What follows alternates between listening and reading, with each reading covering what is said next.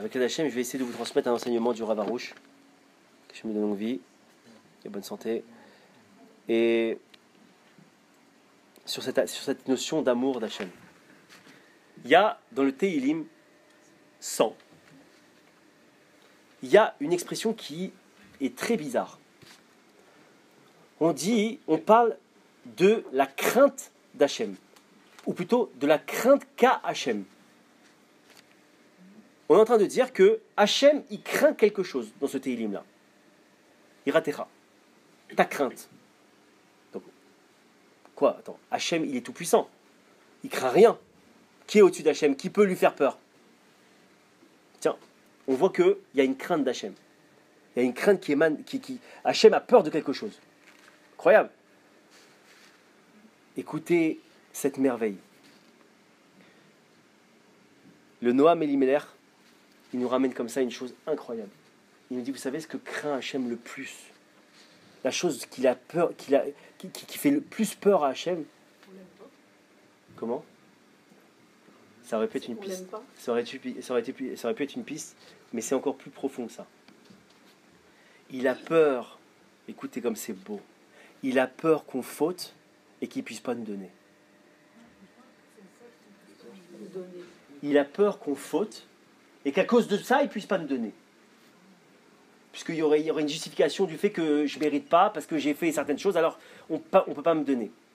Hachem, c'est la plus grande crainte qu'il a. Imaginez l'amour qu'il peut avoir, d'avoir peur de ne pas pouvoir te donner à son fils. C'est sa plus grande crainte. Et de là, on peut imaginer Béhémet l'amour qu'il a pour nous. Béhémet, si on savait comme Hachem nous aime, si on se rendait compte de l'amour qu'il a pour nous, pour ses créatures, Béhémet, pour l'homme Israël, on ne peut pas imaginer. Et qu'est-ce qu'il souffre de ne pas pouvoir nous donner? Maintenant, il y a une autre chose que je veux partager avec vous. On a parlé de l'amour d'Hachem, mais il y a autre chose qu'on doit dire ce soir.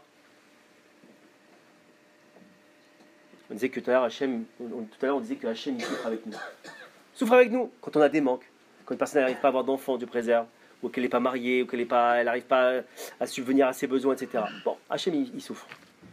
Mais je veux ce soir, il faut absolument qu'on intègre une chose. Hachem, c'est l'être le plus riche au monde. Hachem, c'est le plus grand marieur au monde. Hachem, c'est le plus grand professeur au monde. Imaginez la honte. Bluetooth disconnected. Merci. Alors, on vient de se connecter à Hachem, visiblement, c'est ce que m'a annoncé. Imaginez la honte pour Hachem, le plus grand riche du monde, le plus grand marieur du monde, le plus grand professeur du monde, que Dieu préserve son fils, ce soit un mendiant, que son fils ne soit pas marié depuis des années, ou que son fils il soit atteint d'une maladie grave. Comment c'est possible? Tu es le professeur du monde et ton enfant il est malade. Alors sachez ce soir et intégrez bien cela.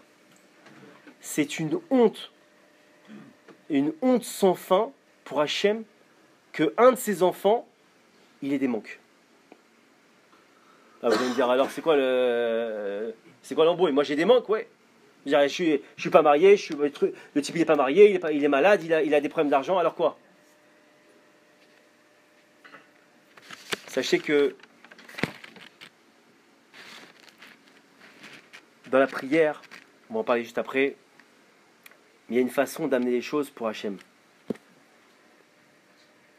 D'abord, comme je vous l'ai dit tout à l'heure, il faut absolument demander avant de prier qu'on soit convaincu d'une foi parfaite que Hachem il est 100% miséricordieux, 100% bon et 100% il veut me donner. Tout. Si Hachem c'est un père, comme on l'a dit, alors Hachem, un père, c'est certain qu'il veut tout donner à son fils. Humainement, on peut le comprendre. Alors, à l'échelle divine, c'est encore plus puissant que ça. Il n'y a pas un père, encore une fois, normalement constitué sur terre, qui veut pas que son fils il ait tout. Toutes les réussites, tout ce qui se marie bien, qu'il ait des beaux enfants, des bonne santé, tout. Il n'y a pas un père humainement, normalement constitué qui ne veut pas ça pour son enfant. Ça n'existe pas. À plus forte raison, le Créateur lui-même. C'est sûr. Alors quel est le problème? Il y a un problème dans tout ça. Comment c'est possible que finalement on voit qu'un il veut donner, l'autre il veut recevoir, alors qu'est-ce qui se passe? Il y a un intermédiaire, il y a un type qui chope le truc au passage du... Comment c'est possible?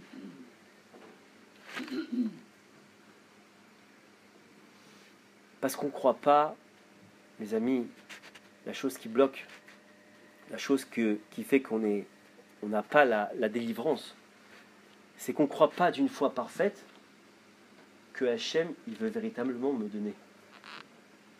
On n'y croit pas au fond. On n'y croit pas. Tu parles, t'as vu, regarde, j'ai encore une galère, j'ai encore un truc, mais il va me donner. Parce qu'au fond de nous, on n'y croit pas. Il faut prier sur ça matin, midi et soir. De croire d'une foi parfaite que Hachem, il veut me donner. Il veut que ça. Mais toi, tu n'y crois pas. Mais moi, j'y crois pas. Mais on n'y croit pas. Et c'est ça qui fait que les choses ne descendent pas. C'est ça.